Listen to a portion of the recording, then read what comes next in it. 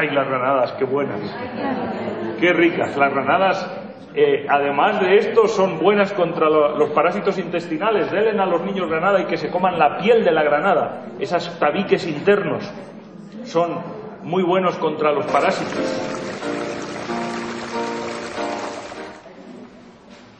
Pero siempre nos gusta empezar con un pensamiento bíblico. Yo os invito a que tengamos en nuestra mente un versículo precioso del capítulo 2 de Génesis, versículo 9. Génesis 2:9. Antes de empezar con este tema de química y de nutrición. Y Jehová Dios hizo nacer de la tierra todo árbol delicioso a la vista y bueno para comer. Todo árbol delicioso a la vista y bueno para comer. El Señor nos regala los sentidos y nos da no solamente nutrición, sino belleza en los árboles frutales. Deliciosos y buenos. Vamos a estudiar qué producen esos árboles frutales. Qué delicias y qué bondades encontramos en las frutas que nos producen esos árboles que el Señor nos dio. Y están dentro del grupo de los fitoquímicos. ¿Qué son y para qué sirven? Bueno, pues los componentes de los alimentos. Si tomamos, por ejemplo, una mazorca, ¿decís aquí una mazorca de maíz? ¿Sí? Un elote, de choclo en Perú. ¿De qué está hecho? Vamos a ver qué componentes tiene ese alimento. ¿De qué está hecho ese elote? El elote no es un árbol, pero casi, porque yo he visto unos en Perú bien grandes, bien gordos, dan unos granos, mucho más gordos y aquí también en este país, pero en Europa son chiquitos. Claro, el maíz no es europeo, fue llevado allí trasplantado, pero su tierra es esta. ¿Y qué hay en esa mazorca? ¿Qué hay en ese maíz? Pues fibra, hay fibra vegetal. La fibra son las paredes de las células. La fibra vegetal son las paredes de las células vegetales. En las paredes de las células animales, en la membrana de nuestras células hay colesterol. ¿Sí? Ahí está el colesterol, en las membranas de las células. Es uno de los ingredientes de las membranas. Una de las funciones del colesterol, formar las membranas de las células animales. Pero las células vegetales, están hechas de fibra. Es como el estuche de las células. Y hay aproximadamente un 13% de fibra en el peso de una mazorca. El 13% es fibra. Las paredes de las células vegetales son gordas, son estuches, y ahí está la fibra. La fibra que sabéis que cumple tantas funciones en nuestro organismo. Desde hace poco que lo sabe la ciencia, pero nosotros lo sabíamos antes. Hay hidratos de carbono. Los hidratos de carbono son los que dan energía para la combustión de nuestro organismo. Son los complejos, almidones, y los simples, azúcares. De todos hay en la mazorca de elote. Hay hidratos de carbono complejos, almidón, el que se va transformando poco a poco en azúcares en nuestro intestino a medida que se va digiriendo. Y hay hidratos de carbono simples, que son los azúcares, que le dan ese saborcillo dulce que tiene el maíz también. Hay hidratos de carbono. Pues el 10% aproximadamente, el 11% del peso del maíz son hidratos de carbono.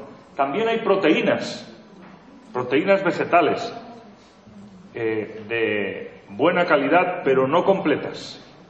Las proteínas del maíz, como las del trigo o las de la avena o las de cualquier cereal, no son completas.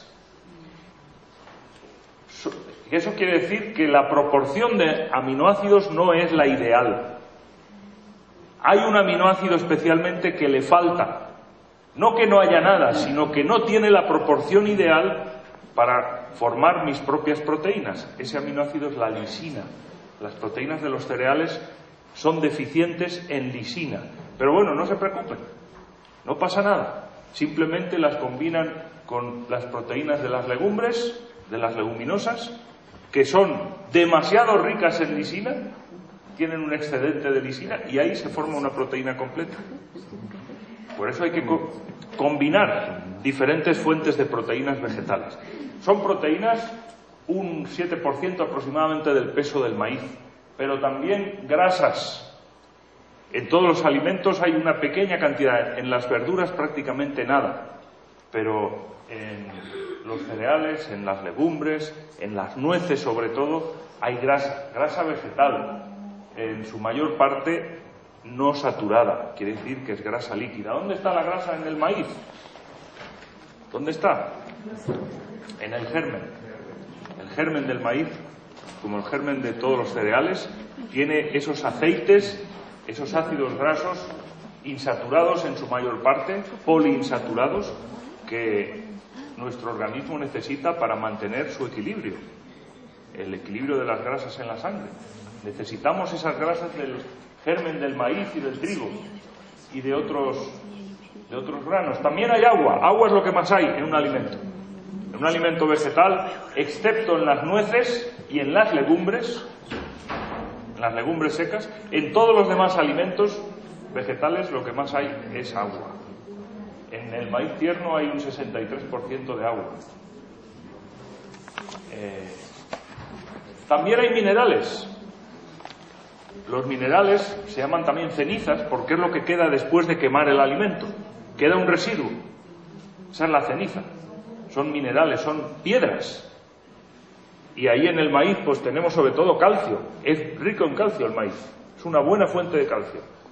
Las tortillas de maíz que comen con tanta delicia nuestros hermanos mexicanos, pues son una buena fuente de calcio. Porque además se les suele añadir carbonato cálcico. Y hay otros minerales también. Hay sobre todo potasio, también muy rico en los alimentos vegetales, necesario para compensar el sodio y mantener el equilibrio, ese sodio-potasio, del cual resulta una tensión arterial normalizada. Si hay demasiado sodio y poco potasio, entonces sube la tensión arterial. Pero los vegetales son ricos en potasio, que neutraliza el efecto hipertensor del sodio. Y también hay vitaminas, pero eso pesa muy poquito. Un 0,01% del peso de ese maíz es vitaminas. Las vitaminas están en una cantidad mínima. No son cantidades medibles como los otros nutrientes. Son cantidades muy, muy pequeñas, pero muy importantes por su función fisiológica, porque sin ellas no funciona nuestro organismo. Las vitaminas que hay en el maíz son sobre todo la vitamina E, por el germen de los cereales, también la vitamina B.